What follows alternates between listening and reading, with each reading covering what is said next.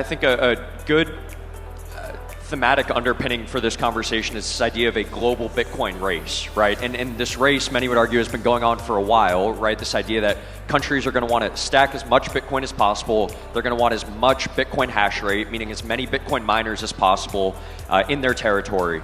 So there, again, two components, strategic Bitcoin reserve, and then there's the mining component. Colin brought up some good points about could President Trump actually establish a strategic Bitcoin reserve in 2025, right?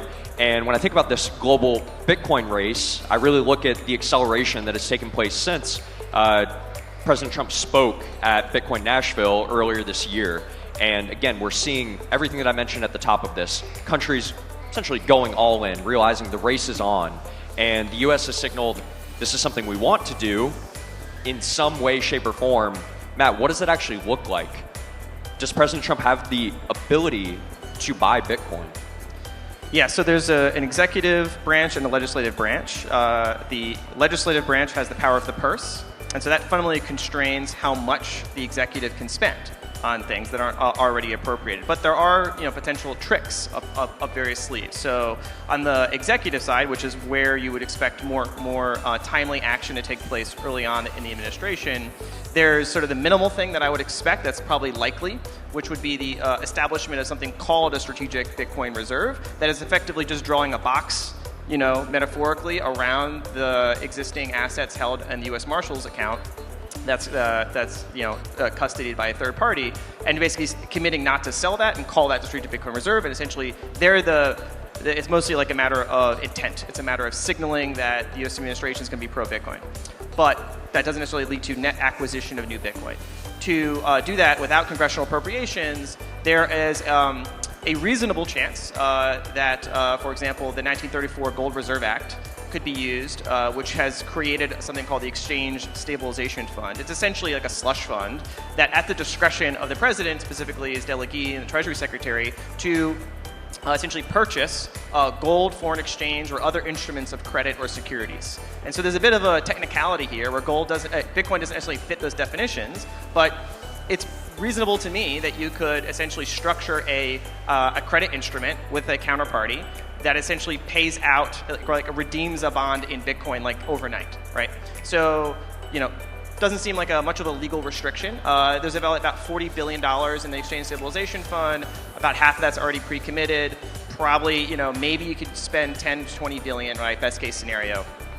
So I think the legal mechanisms are there, the existing funding is there, but again, you're still talking, in the orders of $5, 10, $15 billion. So would be enough to send a very strong signal to the world, and probably would, precipitate other countries taking a serious look at this. But the majority of the sort of strategic level of investment would have to come through congressional appropriation. This is the Senator Lummis bill, which has been introduced, which would commit the United States to purchasing essentially 200,000 Bitcoin a year to achieve a total stockpile of about 1 million after 5 years, sets up all these arrangements for custody, security, et cetera. That, of course, is going to go through a whole process with education and cajoling inside the Senate. So TBD, right, how much, where that will rank on the order of priorities for the new administration, how much political capital is going to be spent on that. So those are kind of the order of likelihood, right? Very likely we'll get something like, a declaration of intent, the creation of a strategic Bitcoin reserve, maybe 50-50. We get something like an executive, sponsored purchase, to a limited degree. And then I don't know how to handicap the Senate.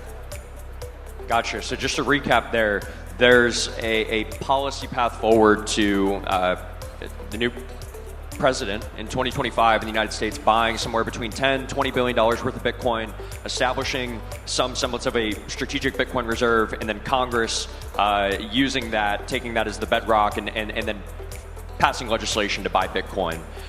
So again, two prongs of this.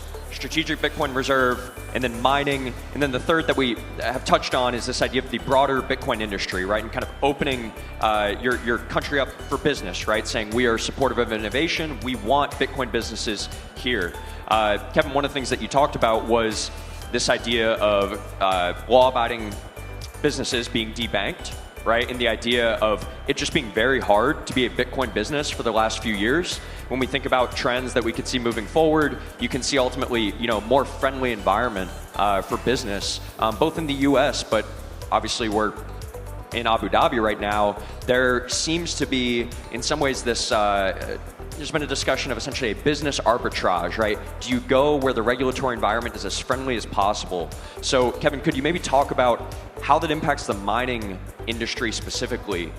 Where are miners going to go? Why are they going to choose specific countries, regions, or places to mine Bitcoin? I think it's a great question. So there's a gentleman sitting in the front row. He's got a hat on that says Texas in very big letters. And we go to Texas quite often because the infrastructure is there. The administration will only be in power, Trump's administration will be in for 4 years. And it takes much longer than 4 years to build transmission lines, distribution systems, these major substations. So going through all these different processes, that takes years and years and years. Not only that, the US is a republic. It's got 50 plus states, right? And they all kind of moderate and regulate their own states independently. Like I mentioned before, that we're based in New York. Even though we run one of the biggest Bitcoin software layers on Bitcoin, they kicked us out when it comes to mining, right? So that's why you go to states that are, one, business friendly, but also have an abundance and infrastructures ready for you to build your Bitcoin mining projects. This is in particular with, obviously, with the lens of just Bitcoin mining. Now, Colin, maybe you could talk about it from potentially a banking perspective, right? You've been covering this industry for a while. You've been looking at all the different companies, where they've been domiciled, where they've done business. What are some trends that you've seen over the past few years in terms of Bitcoin industry, where they're going, and what do you see as potential opportunities maybe in this region specifically? Well, within this region specifically, there's been a lot of interest in Bitcoin mining, obviously, in like the UAE. Oman is another place that's been brought up a lot in conversations this week. Saudi Arabia is entering the conversation, but it's nothing near what we have in the UAE. I believe like the UAE, from estimates from some miners, they say it's anywhere from 800 megawatts to a gigawatt of mining capacity here. Oman, much smaller, under 100 megawatts. Looking back to the US in particular, the US historically within the Bitcoin ecosystem has been a financial capital for exchanges, for movements of capital, for investment. And it wasn't until 2021, during the China mining ban, where provincial Chinese provinces were restricting Bitcoin mining one by one, that you saw the axis of influence for mining shift to the US as well. I think that's probably been one of the biggest changes over the last few years. With regards to financial plumbing in the US, I think one of the biggest benefits of a Trump presidency versus a Kamala presidency is the fact that under Biden, you had this Operation Choke Point 2.0, which is an informal moniker coined by Nick Carter. He reported on this in Pirate Wires. I recommend anyone in the audience who's interested about it to go read up on it. But you basically had this systemic effort from regulators under the Biden administration to debank and to cut off certain crypto banks like Silvergate from the rest of the financial ecosystem, disrupted financial plumbing, put a lot of different crypto companies and startups at risks. They couldn't make payroll, and it was this very covert operation to try to starve out the industry. I think that one of the biggest wins of the Trump presidency is, at the very least, we should not expect to see that level of hostility. We should expect to see a more friendly approach to this, and at least, even if it's not friendly, just not messing with this industry, right? Like the Biden administration was openly hostile, and I think that Choke Point 2.0 is just the crystallization of that. The one last thing I'll say, kind of piggyback off of some of Kevin's comments about mining, another big win for Bitcoin interest in the US from a company side is Trump's going to be much more pro-energy. He's talking about restarting the Keystone Pipeline to Canada. If you look at a map on the EIA, the Energy Information Agency in the US, US electricity capacity plateaus starting in the 2000s because we started decommissioning coal and we started rolling out solar and wind. I think solar has its place. I'm not as sold as wind, but we have not been serious about energy policy. And Kevin was just talking about how a lot of these things in terms of setting up the infrastructure for these power assets takes a long time. I'm hoping that the Trump presidency will get more serious about building out nuclear at scale, about drilling for natural gas and oil, about doing things that we need to do to set ourselves up for success 10, 20 years from now. And if he does that, you're going to see, I think, the mining industry in the US be much stickier than it otherwise would be if we did not have serious energy policy.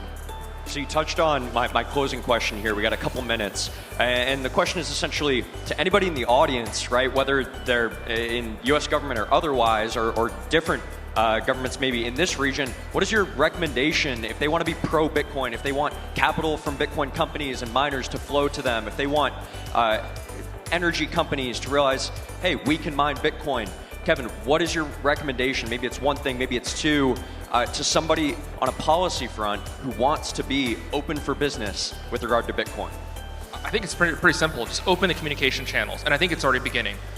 Some of the rhetoric and some of the arguments the New York State had for closing down some of our mining operations was that the whirling of the Bitcoin mining fans were scaling away killer whales in the ocean, which made no sense, right? So I think just actually being able to talk to the businesses, figuring out what their needs are, what their pain points are, oftentimes the regulators are addressing completely the wrong topics, right? So I think just opening the communication channels, that's a big step in the right direction. Now, Matt, close us out here from a policy perspective. Title of this panel, Bitcoin in the Age of Trump. What would you like to see in 2025 from a policy perspective in the new US administration? What's feasible, and what do you think ultimately is going to allow the United States, but the entire world to benefit from Bitcoin? So the incoming economic team, Secretary Designee Scott Bessent for the Treasury Department, he's made it very clear that he wants to shepherd essentially what he called a global economic reordering that might include a sort of monetary reset. So they have large structural, geopolitical, and monetary ambitions for basically the first 12 months of the presidency. So I would expect pretty dramatic changes, a lot of wielding of kind of elements of geoeconomic statecraft to reset the terms of global trade, the monetary system in directions that they think favor U.S. national security interests. So folks in this region will have to kind of posture and adapt to that. On the Bitcoin side, I would like to see the U.S. government think about more creative ways of leveraging, if they do create a strategic Bitcoin reserve, actually leveraging it in a smart fashion. For example, you could take 10 or 20% of it, use it as seed capital in like a Bitcoin wealth fund, and use that, bring in private investment, leverage it up, turn 10, 20 billion into 100 billion, and actually use that to invest in strategic projects, emerging critical technology, trying to fill the gaps in sort of, advanced R&D, and, use this as like an accelerant for technological development, right? So I think this is where you also bring together other constituencies inside the United States government that otherwise may not be that positively disposed to Bitcoin, but you put them into a position where their interests, say, in technological competition, advanced development, are now aligned positively with Bitcoin, right? So I think finding creative ways to sort of structurally align other stakeholders in the system with Bitcoin, that's how you have smart policy. The Bitcoin race is on. The new Trump administration has accelerated it, and if you want to win, it starts with good policy. Thank you all.